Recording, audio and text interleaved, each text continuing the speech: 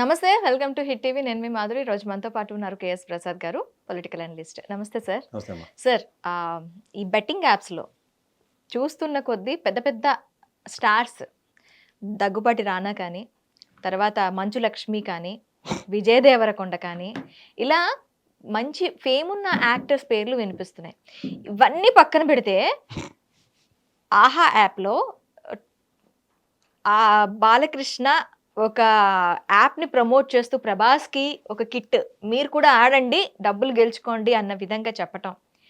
ఆ తర్వాత ఇంకా ఆహాకి సంబంధించిన కొన్ని ప్లాట్‌ఫామ్స్‌లో ఈ గేమ్స్‌ని ప్రమోట్ చేయటం. అంటే ఏంటి? ఇవి ఓన్లీ సెలబ్రిటీస్ వరకేనా? ఈ యాప్స్‌కి సంబంధించిన యాజమాన్యాల మీద ఎటువంటి ఇవి ఉండవా? బాలకృష్ణ మీద ఎలాంటి యాక్షన్ ఉండదా? యువరాళ్ళందరినీ పెద్ద పెద్ద యాక్టర్, మంచు లక్ష్మి యాక్టర్ అంటే నవ్వుతారు ఎవరన్నా.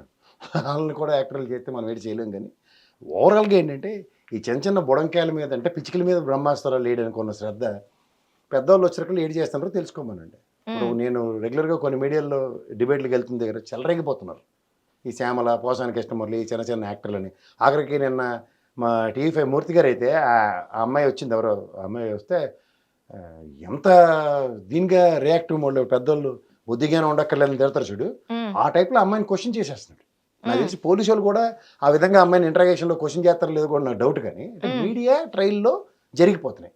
కొన్ని ఇంత మీడియా ట్రయల్ చేస్తున్న వాళ్ళు నిన్నట్లు అన్నట్టు బాలకృష్ణ గారిని పిలిచి మీడియా ట్రయల్ చేయమని చూద్దాం. భయం భయం ఎందుకంటే నేను విషయం చెప్తా. ఇక్కడ పెద్ద ఛాలెంజ్ ఎక్కడ వస్తుందంటే వీళ్ళందరూ సినిమా సెలబ్రేట్ అంటే పనికి మన చెత్తాన్ని తీసిపడే పక్క వీళ్ళతో ఎవరికి ఉపయోగం ఉండదు. ఏదో వాళ్ళకి దాని మీద పూర్తిగా అవగాహన కూడా ఉండదు, గుడ్డ చేల్లో పడినట్టు. పైపొచ్చి వాళ్ళకి ఎంత బేసిక్గా లాజిక్ బుర్ర కూడా లేదనడానికి మాకు తెలియక చేసాం ఈ వీడియోలో, మమ్మల్ని క్షమించండి అని చెప్తే that is nothing but A confession statement.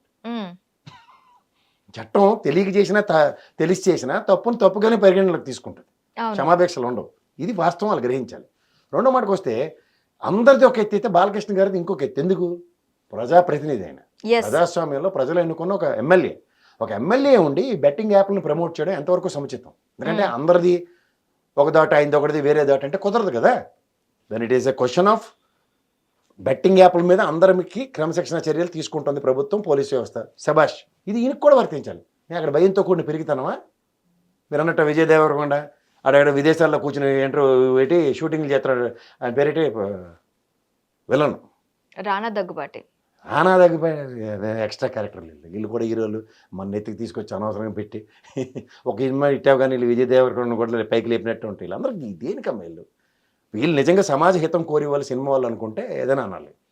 వీళ్ళెవ్వరూ కాకుండా ఏది పడితే వాళ్ళు డెలిబరేషన్స్ ప్రజలకు ఇచ్చి ఇప్పుడు చేయలే 3 ఏళ్ల క్రితం చేసి సెల్ఫ్ ఎక్స్ప్లెనేటరీ మాడ్యూల్లో ఉన్నవాళ్ళు, తప్పు చేసిన తప్పు అని ఒప్పుకోగలిగే దమ్ము ధైర్యం ఉన్న వాళ్ళు సినిమాల్లో ఫైటింగ్ లాగా ఉంటాయి ఆర్టిఫిషియల్గా. ఈ మాటకు వస్తే వీళ్ళందరి మీద చర్యలు యాక్సెప్టబుల్ ఉన్నప్పుడు ఇందులో బాలకృష్ణ గారి పేరు చేర్చడానికి వచ్చిన కష్టం ఏంటి? బాలకృష్ణ గారి పేరు పక్కన పెట్టండి సార్. ఇదే విషయంలో 2020లో జగన్మోహన్ రెడ్డి కంప్లీట్గా బెట్టింగ్ యాప్స్ 132 గ్యాంబ్లింగ్ యాప్స్ని కంప్లీట్గా రద్దు చేశారు ఆంధ్రప్రదేశ్లో. అదే దీంట్లో ఇప్పుడు చంద్రబాబు నాయుడు, మీరు ఎమ్మెల్యే స్థాయి వ్యక్తి గురించి మాట్లాడుతున్నారు, సీఎం స్థాయి వ్యక్తి 13,100 కోట్లకు సంబంధించి గేమింగ్ యాప్స్ ద్వారా మేము సంపాదిస్తున్నాం, లాటరీస్ అండ్ గేమింగ్స్ ఇక్కడ మేము ప్రోత్సహిస్తున్నాం అని చెప్పి ఇచ్చిన స్టేట్మెంట్. నేను టాకింగ్ అబౌట్ తెలంగాణ. మీరు ఆంధ్రాకి వెళ్ళిపోయారు. తెలంగాణ ప్రభుత్వం యాప్లను రద్దు చేసి తెలంగాణ బెట్టింగ్ యాక్ట్ 1974 ఉంది, దాన్ని అమెండ్ చేసి 2017లో ఒక విధంగా తీసుకొచ్చారు. ఇప్పుడు ఏంటంటే ఇక్కడ నాట్ అలౌడ్. అవును, మీకు 3 సంవత్సరాల క్రితం 4 సంవత్సరాలు అంటే 2017 నుంచి ఇప్పటికి తీసుకున్న 2025లో ఉన్నాం. ఇది 5 ఏళ్ళు, 13 ఏళ్ళు, 8 ఏళ్ళు. 8 ఏళ్ళు ignorance is not death, ignorance is inevitable death. అది బ్రష్ గ్రహించగలగాలి. అంచేత మాకు ఏదో హైకోర్టు ఇస్తుంది, హైకోర్టు అనుకుని శ్యామల మళ్ళీ వేస్తే అట్నే తీసుకొచ్చి మళ్ళీ గిర్రన బొంగరం తిప్పి సేమ్ ఒక జడ్జిమెంట్ని రిఫర్ చేస్తూ ఇచ్చారు. దాని ప్రకారం ఇవాళ పోలీసు వ్యవస్థ పిలిస్తే అన్నీ మూసుకుని వెళ్ళవలసిందే, ఇందులో మోమాటం లేదు. ఇది నేను అంటుంది ఏంటంటే ఇదే ఛాలెంజ్, ఇది బాలకృష్ణ గారికి కూడా వర్తిస్తే ఈ ప్రభుత్వం మొత్తం అందరి మీద నెట్ట నిండుగా ఒకే రీతిలో ఉందని అర్థమవుతుంది. సో దానివల్ల 80 లక్షలు పోయే 90 లక్షలు పోయని కొన్ని ఛానల్లో కూర్చుని వాడు ఇంటర్వ్యూ ఇచ్చేస్తాడు ప్రాణాల దగ్గర. నీకు నాకు ₹1,00,000 అడిగిన వాడు ఇచ్చిన వాడు లేడు కానీ మార్కెట్లో ఆడికి 80 లక్షలు ఇచ్చారట. అది తీసుకొడితే రెక్స్టోర్ కన్నా ఘోరంగా ఉన్నాడు. అంటే నేను చెప్తాను, ప్రతి నిమిషం ప్రతిదాన్ని ఎలా కావాలంటే అలా మలుచుకునే వ్యవస్థలు ఈ మీడియా వ్యవస్థలు. మీడియా ట్రయల్తోనే కొన్ని న్యాయాలు ధర్మాలను కూడా వాళ్ళు పరిరక్షించేస్తున్నారు. సో వాస్తవానికి అదంతా అభూత కల్పన. ఎందుకు అంటే మీడియా ట్రయల్లో నేను అలా న్యూస్ అక్కడ చూసి వెళ్ళానని గౌరవ న్యాయస్థానంలో కనుక చెప్తే they will not even bother to consider. అది తెలుసుకోవాలి ప్రజలు. అంటే ఏంటంటే వీళ్ళు మీడియా ట్రయల్ చేసేది ఆవేశపడినంత మాత్రాన వాస్తవాన్ని వీళ్ళు ఎక్కడ దాచలేరు. వాస్తవంగానే ప్రభుత్వం దాన్ని రద్దు చేసింది కాబట్టి దీన్ని ప్రమోట్ చేయడం తప్పు కాబట్టి ఇవాళ వీళ్ళందరూ శిక్షార్హుల కింద పరిగణలోకి తీసుకోబడుతుంది. ఇది గమనించండి. దీంట్లో కొంతమందికి బ్యారికేడ్లు గీస్తే గతంలో రేవంత్ రెడ్డి గారు బ్యాగ్లో డబ్బులు ఉన్నాయనే విషయం తెలియక బెయిల్ వచ్చింది అని చెప్పిందంత ఉదంతాన్ని పరిగణలో తీసుకునే కోర్టులాగా ఉంటే మనం ఏం చేయలేం. కానీ ఇక్కడ బాలకృష్ణ గారిది కూడా కొత్త వచ్చినట్టు ఆహా యాప్ని ప్రమోట్ చేస్తూ మీరు అన్నట్టు ప్రభాస్ గారికి వచ్చిన వాళ్ళందరికీ చేతిలో వాయినాలు పెట్టినట్టు పెట్టి ఇచ్చినమ్మ వాయినం పుచ్చినమ్మ వాయినం అని చెప్పిన తర్వాత ప్రజలందరూ పుచ్చిపోయారు దాంట్లో. ఆ పుచ్చిపోయిన ప్రజలను పరిరక్షిస్తున్న ఈ ప్రభుత్వమే మళ్ళీ సత్వర చర్యలు సంబంధిత వ్యక్తుల మీద ఎవరో ఇక్కడ ముఖం తెలియని సెలబ్రిటీస్ పేర్లు నాకు అనవసరం, అలా ఎవడైనా ఉనండి. నాకు ప్రజాప్రతినిధి, this is third term of Hindupuram MLA, మాజీ ముఖ్యమంత్రి గారి అబ్బాయి, గౌరవ ముఖ్యమంత్రి గారి బావగారు, ఓకే, గౌరవ కేబినెట్ హోదా మినిస్టర్ గారి మామగారు. సో ఇన్ని క్యాడర్లు ఉన్న దగ్గర ఆయనకి ప్రజాస్వామ్యంలో ప్రజలు 3 సార్లు మ్యాండేట్ ఇచ్చిన తర్వాత ప్రజల్ని పరిరక్షించే నేపథ్యంలో ప్రజల్ని అవాస్పాలు చేసి హక్కు ఇచ్చాడు. ఇది ప్రశ్న. ఇంకొకటి సార్, 2017లో తెలంగాణలో ఈ యాక్ట్ అనేది ఉంది. 2025 2017 నుంచి 2025 వరకు కూడా బెట్టింగ్ యాప్స్ లేకుండా లేవు. ఎందుకు ఇంతకు ముందు దీని గురించి ఇనిషియేట్ తీసుకొని ప్రభుత్వం దీన్ని ప్రచారం అంటే ఇది చేస్తే మీకు ఖచ్చితంగా శిక్ష పడుతోంది అనే దాంట్లో ఎందుకు ప్రభుత్వం ఇనిషియేట్ తీసుకోలేదంటారు? తీసుకోలేదని నువ్వు అనుకుంటున్నావు, తీసుకున్నారు. ఇప్పుడు దీని మీద కంటిన్యూస్గా బోల్డ్ అని ప్రాణహాని జరుగుతున్నప్పుడు, ఆత్మహత్యలు ఇవన్నీ జరుగుతున్నప్పుడు మూలాలకు వెళ్తారు పోలీసు వ్యవస్థ. మూలాల్లో వెళ్ళినప్పుడు జరిగేది ఏంటంటే బెట్టింగ్ యాప్ల్లో ఇష్టం వచ్చినట్టు ఇప్పటిగా డబ్బులు పోతున్నారు. అందాకెందుకు ఈ క్రికెట్ ఐపీఎల్ సీజన్ ఉంది, దాన్ని స్టార్ట్ చేసిన లలిత్ మోడీ కంటే డబ్బులన్నీ ఎత్తుకొని పారిపెట్టాడు. ఆడే దొంగని ఇవాళ కూడా రెడ్ కార్నర్ నోటీస్ ఇచ్చి కూర్చున్నది. కానీ దిక్కుమల ఐపీఎల్ ఎన్నాళ్ళు బట్టి నడుస్తుంది. అది పైపచ్చి ఫ్రాంచైజీలు కొని ఆడితే మ్యాచ్ ఆడిస్తున్నారు. కొని ఆడించినోడు ఏం చేస్తాడు, profit and loss balance sheet వేసుకుని ఆడతారు కదా. అదే జరుగుతుంది. దాన్నే మనం ఆస్వాదించి బెట్టింగ్లు కాస్తున్నారని ఐపీఎల్ బెట్టింగ్లు ఆడుతున్న వాళ్ళని పట్టుకున్న క్లబ్బుల మీద రైళ్లు చేయి వాళ్ళు అక్కడ బెట్టింగ్లు ఆడుతున్నారు, వాళ్ళని పట్టుకున్న వీళ్ళు పట్టుకుని జరుగుతున్నాయి కదా. మూలాన్ని ఎప్పుడైనా పట్టుకున్నప్పుడు ఈ యాప్లను అయితే బ్యాన్ చేశారు. ఆంధ్రప్రదేశ్ ప్రభుత్వం 139 బ్యాన్ చేసి మరి ఐపీఎల్ ఆడితే ఎవరు బ్యాన్ చేయాలా? అది కేంద్ర ప్రభుత్వ ఆధీనంలో నడుస్తుంది. లలిత్ మోడీ గారు ఎత్తుకెళ్ళిపోయిన విషయం నీకు తెలియదా, నాకు తెలియదా, నరేంద్ర మోడీ గారికి తెలియదా? కానీ 18 ఏళ్ళు బట్టి దాని గుదిబంట్ల భుజాల మీద బేతాలను నింపు మోసినట్టు మోస్తున్నాం. ఈ 40 ఓవర్లో 500 రన్లు కొట్టేస్తారు 2 టీంలు కలిపి. నిన్న మ్యాచ్ చూడు, ఫస్ట్ మ్యాచ్ కొట్టేసుకొని చచ్చారు అందరూ. ఇది వెళ్ళి మనవాడికి వెళ్ళి ప్యాడ్లకి వెళ్ళి మ్యాచ్ పంపించు, ఇంగ్లాండ్తో ఆడుతాను గడగడగడగడలు ఆడిపోయి ఫస్ట్ బాల్ అవుట్ అయిపోయి వస్తాడు. చూస్తున్నాం కదా, ఎన్ని మ్యాచ్లు చూడలేదు.